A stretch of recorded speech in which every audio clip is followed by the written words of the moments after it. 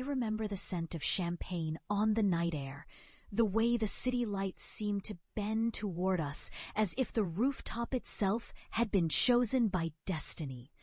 My name is Helena Montez.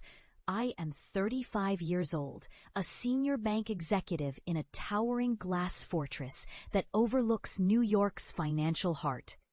By day, I conduct million-dollar transactions with the flick of a pen. By night, I am the quiet architect of my own hidden empire. Every move I make is deliberate. Every risk I take is calculated behind a smile no one dares to question. That night, I thought all of my walls had finally found a door. I thought love had managed to slip past the iron gates I had built around my heart. He was charming, impossibly charming. A man who claimed he saw me, really saw me, beyond the salary, beyond the silver heels, beyond the way my name made junior analysts hold their breath. I trusted him more than I trusted anyone. He led me to the edge of the rooftop with the wind tugging at my dress, slipped a velvet box into my hand, and watched my fingers tremble as I opened it. A diamond blazed under the moonlight, and his voice, low, steady, deliberate, asked me to marry him. In that moment, my inner strategist went silent. I said yes because every part of me wanted to believe in the possibility of love more than I had ever believed in the power of money. We celebrated under the stars, cold air biting at our cheeks, the clink of glasses echoing in memory. I thought that ring meant forever, but 3 weeks later, with no warning, he called it off. No reason that made sense, no moment I could pinpoint as the crack in the foundation. Just a cold, measured tone over the phone, leaving me standing in my own living room staring at nothing. Embarrassment was the flame, but betrayal, that was the burn that went deep. I did not cry long, because tears were currency I could not afford to spend. I studied him quietly. I learned that his company was drowning in debt, that his confidence was nothing more than a facade papered over hollow numbers. He had wanted my name to save his failing empire, and when I refused to inject my fortune directly, he had found a way to walk away without openly admitting his intent. Revenge?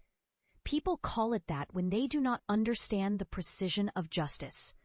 I watched for my opening, knowing patience was my greatest weapon. Months passed. I built my own network, not from emotion, but from information.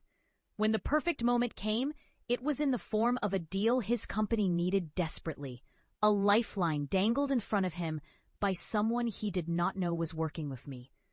I bought controlling interest through a series of quiet transactions, each masked under different names, until he looked up and realized the person who now owned his future was the same woman he had abandoned.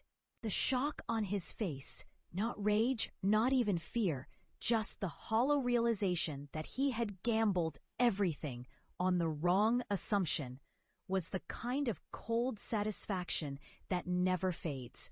If you love Helena's journey, like and subscribe to join her next chapter. I did not humiliate him publicly. I did not need to.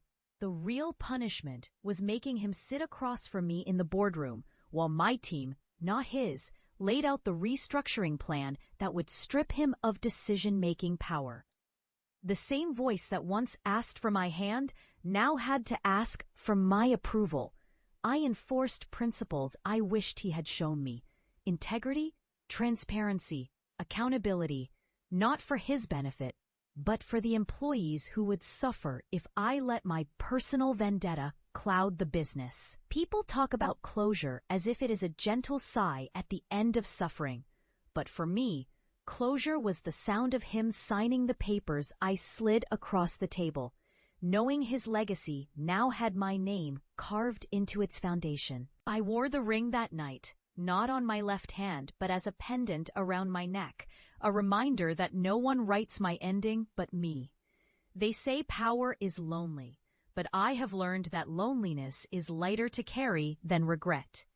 In the quiet hours, when the city drips with midnight and I sit by the window sipping black coffee, I feel no bitterness, only the steady hum of victory earned.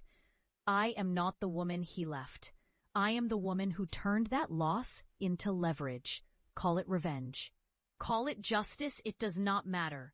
What matters is that when you stand in the fire, you have two choices: burn away or forge yourself into steel. And I am steel.